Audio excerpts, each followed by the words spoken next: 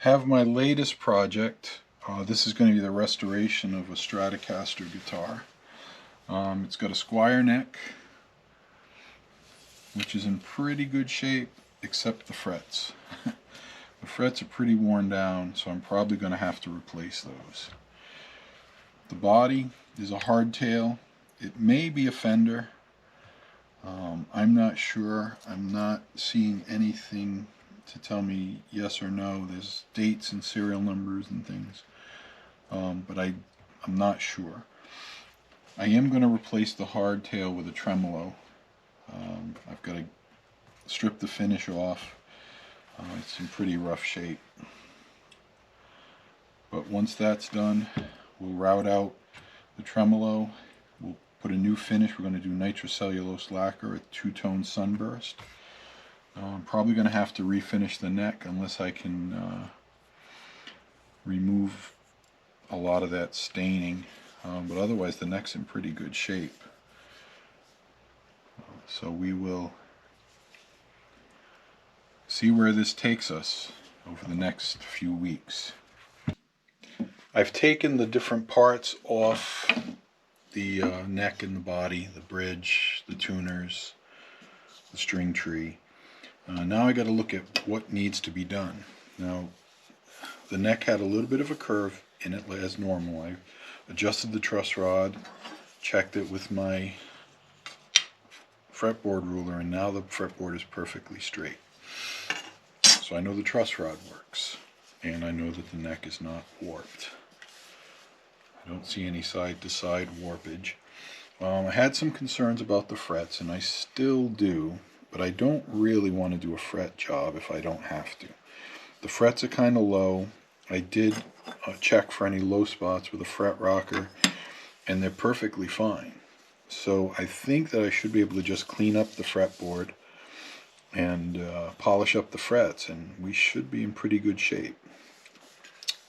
The finish on the neck, on the other hand, is on the back of the neck. It's in really good shape. There's been a lot of tuner replacements on this instrument, so I really want to fill those holes and refinish the neck. I also want to reshape it. This Squire shape seems like the larger headstock size, so I found a template for a Strat headstock, and I'm probably going to reduce this. I'm going to cut it back so that it's more traditional Strat headstock. And because I'm going to do that, I'm going to have to refinish the neck. So I'm going to have to sand off all the old finish, and which includes the decals. So I'm going to record the serial number and see if there's any way I can put that back on. See if I can either get a Squire decal or do some type of an inlay to put the lettering back. I do have access to a CNC machine. It's just a case of lining it up properly so that it looks decent. And I have inlay powders that I can lay into the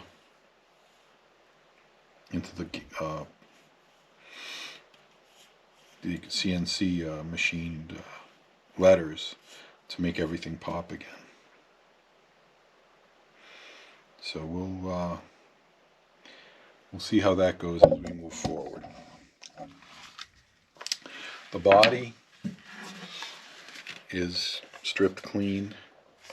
Again, I'm not sure what this was.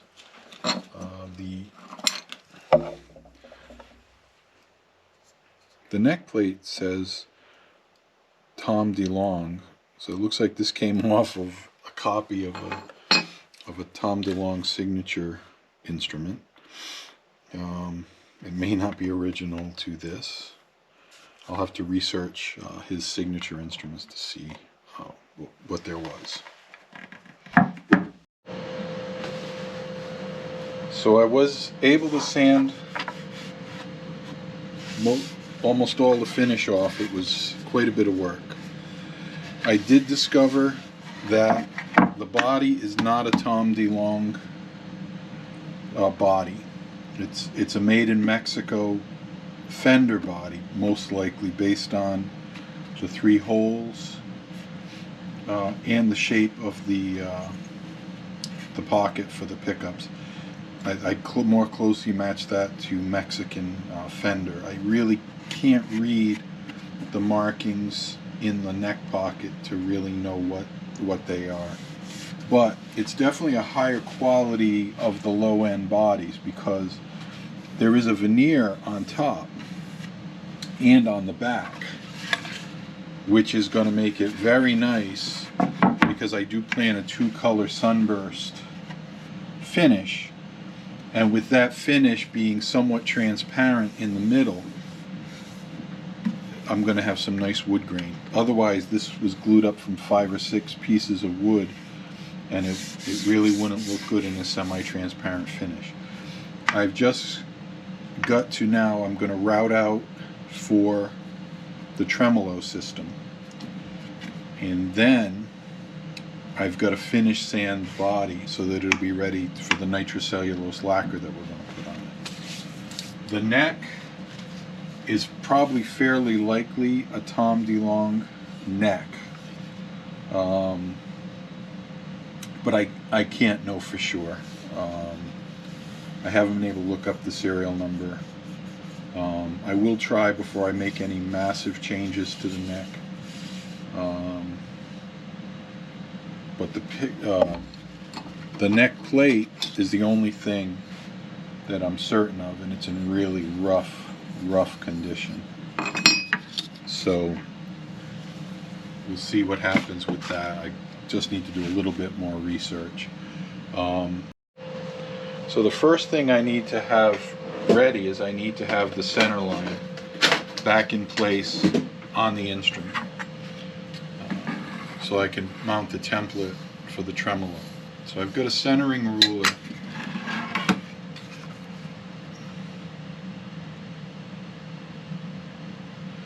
and it looks like right there is where it was joined together, and it looks like that is the center of the body. When I center the centering ruler in the neck pocket,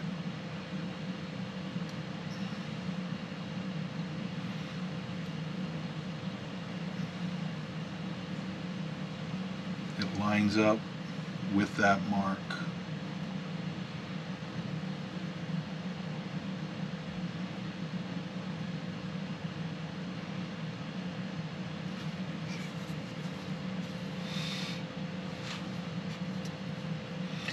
And then I'm going to come down here to the bridge end,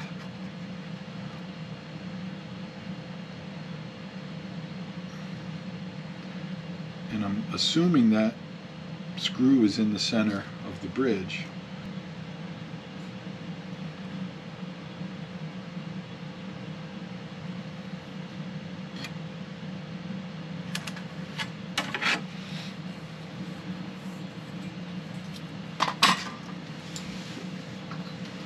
We have our center line. So I had to reattach the neck for the next step, which is going to be to mark where the template needs to be attached for the tremolo. And I'm verifying the center line, and sure enough, the center line of the neck goes right on the center line on the body, so we're in good shape to move forward.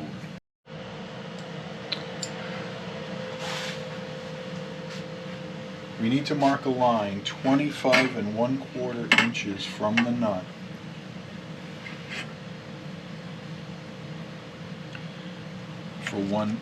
for the corresponding mark on the template. So I'm doing that on each side of the neck, and we'll verify that we are square.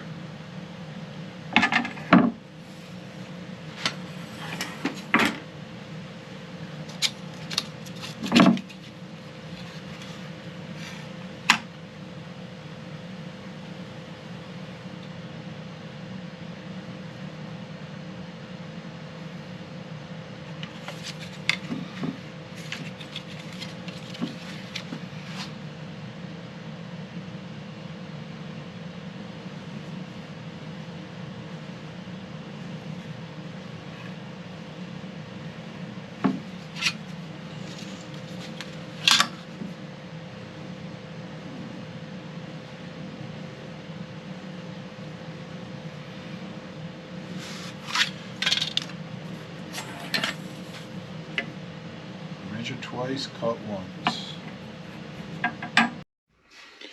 We've got it marked front and back. I've also set the template in place for the tremolo and drilled a 1/2 inch hole straight through the body. That's our alignment mark. Now I'm going to tape the template on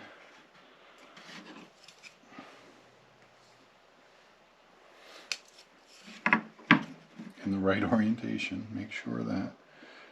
And then we're going to route it out. Route the front, place the back template on the back, and route the back. I've attached the template and I've begun routing out the tremolo cavity. I decided that I'm going to use the vintage tremolo. I think that's a little easier to install. And I'm just taking an awl and I'm marking the center points of these screw mounting holes. I'll come back later and drill a very small hole just to kind of be a placeholder. Once I get the tremolo, I'll size the holes for the proper screws. The compartment is now 1 1/8 deep. This is what the instructions said. I'm just going to drill those pilot holes, then we're going to flip it over, attach the rear template, and route out the back. Alright, we've got the template in place. Alright, so what I've discovered is that I do need to use a larger router base to do this. So I'm just going to attach, I've got a router base I can add to that router that will make it larger so it can stay on the template. Alright, so now with the wider base we should be able to do this better.